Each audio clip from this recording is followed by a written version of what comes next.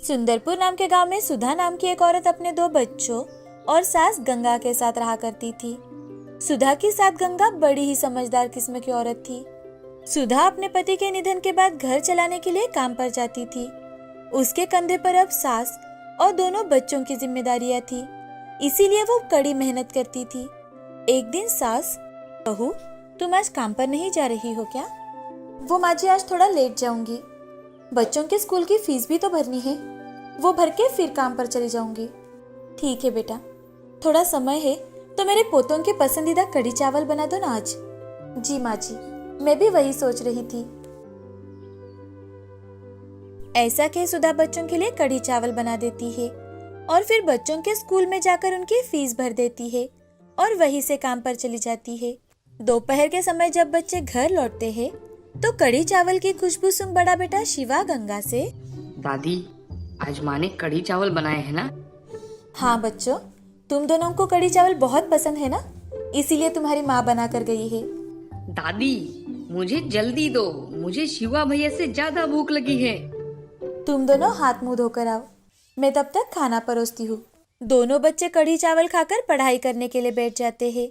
सुधा पढ़ी लिखी नहीं थी और इसी कारण वो लोगों के यहाँ काम किया करती थी। उसके घर का तो जैसे तैसे गुजारा हो जाता था। एक दिन शिवा और राम बाहर खेल रहे थे कि तभी शिवा पैर के बलबूते गिर जाता है और उसी कारण उसके पैर में बहुत सूजन आ जाती है।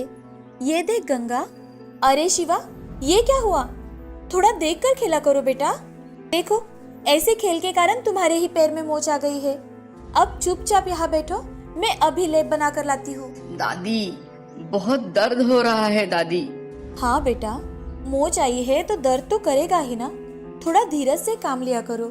गंगा शिवा के पैर पर लेप लगा देती है। कुछ ही देर बाद सुधा घर आती है। सुधा घर आते ही उसकी नजर शिवा के पैर पर जाती है।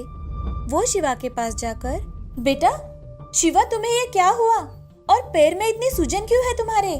माँ मैं खेलते समय गिर गया माँ, मुझे बहुत दर्द हो रहा है माँ। दादी ने लेप तो लगा दिया है पर मुझे बहुत दर्द हो रहा है। तू बिल्कुल चिंता मत कर, मैं तुझे अभी अस्पताल लेकर चलती हूँ। माँ जी, मुझे लगता है शिवा का पैर कुछ ज्यादा ही सूजा हुआ है, तो मुझे इसे डॉक्टर के पास लेकर जाना होगा। आप घर पर ही रुकिए। ठीक है बेटी। सुधा शिवा को लेकर अस्पताल चली जाती है। अस्पताल में जाकर डॉक्टर शिवा का पैर देखते हैं और उसके पैर का एक्सरे भी निकालते हैं। ये देख सुधा, क्या हुआ डॉक्टर साहब? मुझे तो कुछ समझ में नहीं आ रहा, कुछ चिंता वाली बात है क्या? जी इसके पैर में 2 जगह फ्रैक्चर है, हमें इसका जल्द ही इलाज करना पड़ेगा, नहीं तो उसे बहुत तकलीफ होगी। डॉक्टर साहब, शिवा के ऑपरेशन के लिए कितना खर्चा आएगा? लगभग 20,000 रुपए। डॉक्टर, मेरे पास इतने पैसे नहीं हैं, मैं इतने पैसे लाऊंगी कहाँ से? मुझे कुछ समय चाहिए डॉक्टर साहब। थोड़े पैसे भरकर आप इसका इलाज शुरू कर दो, और हाँ बाकी के पैसे आप डिस्चार्ज के टाइम दे देना। धन्यवाद साहब। सुधा आज बहुत ज्यादा परेशान थी। उसे कुछ भी समझ में नहीं आ रहा था कि आखिर वो पैसे जमा करने के लिए क्या करे, कि तभी उसे याद आता है कि उसके पास सोने के झुमके हैं। वो उन्हें झट से बेच देती है और उन पैसों से शिवा का इलाज करवाती है। शिवा का इलाज पूरा होते ही वो शिवा से, शिवा अब कैसा लग रहा है बेटा? पैर में दर्द तो नहीं है ना? नहीं माँ, अब ज्यादा दर्द नहीं हो रहा। तू यहाँ आराम कर, मैं तेरे लिए घर जाकर खाना और कुछ फल दादी के पास भेजती हूँ, ठीक है? हाँ माँ तुम जाओ, मैं यहाँ रुकता हूँ।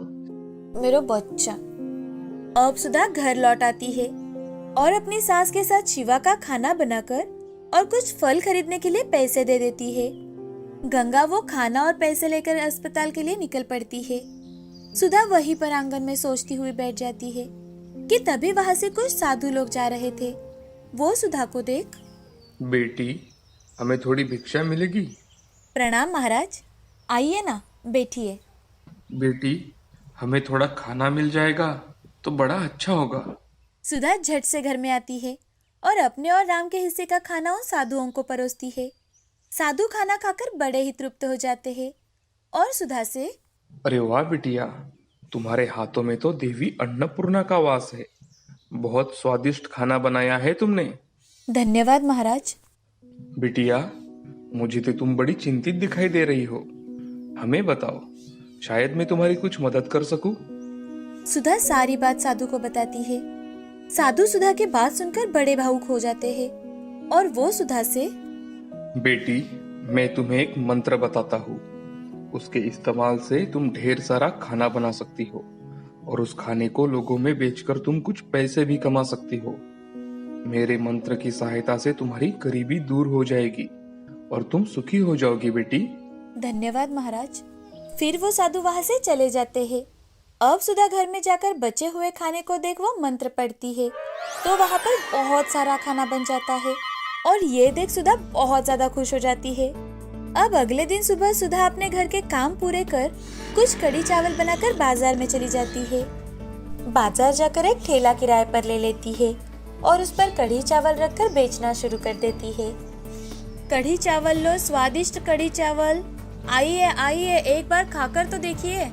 सुधा जोर जोर से चिल्लाकर लोगों को अपने पास बुला रही थी। उसकी बातें सुन दो आदमी सुधा के पास आकर, अरे बहन जी, कितने रुपए प्लेट दिए कड़ी चावल?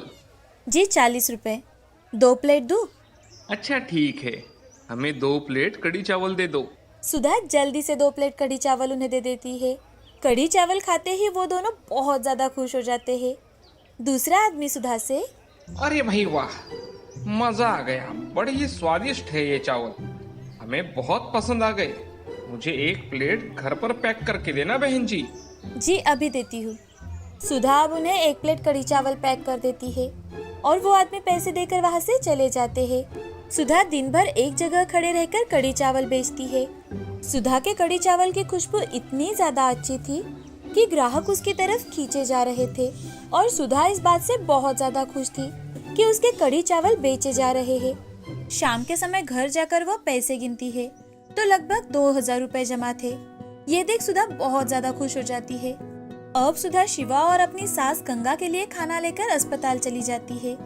वहाँ जाकर अपनी सास से, माँ जी, आज एक साधु बाबा घर पर आए थे और उनकी आशीर्वाद की सहायता से मैंने बहुत सारा कड़ी चावल बनाया और वो कड़ी चावल बाजार जाकर बेच दिया, थोड़ा सा गरीबों में भी बांट दिया। बेटी, ये तो बहुत अच्छी बात है कि तुम खुद के पैर पर खड़ी रहना सीख रही हो। बहुत अच्छी बात है। माँ जी, अब मैं थोड़े थोड़े पैसे जोड़कर शिवा के अस्पताल का बिल चुकता कर दूंगी। हाँ मेरी बच्ची, अब चिंता की कोई बात नहीं है। हाँ माँ जी। अब सुधा हर रोज बाजार जाकर कड़ी चावल बेचने लगी। उसके कड़ी चावल का स्वाद इतना ज्यादा अच्छा था कि बहुत से लोग उसके कड़ी चावल खाना पसंद करते थे। साथ ही साथ सुधा गरीबों में भी कड़ी चावल बांटती थी। ये देख उसकी सास बहुत ज्यादा खुश थी। अब सुधा कुछ ही दिनों में मेहनत कर अपने दम पर अमीर बन जाती है। उसने अब खुद की दुकान भी खरीद ली थी। वो बाजार में कड़ी चावल बेचने वाली सुधा के नाम से फेमस हो गई थी। इस कहानी से हमें ये सीख मिलती है कि अगर कठिन परिस्थितियां भी आए तो उस परिस्थिति का डट कर सामना करना चाहिए और हिम्मत से काम लेना चाहिए।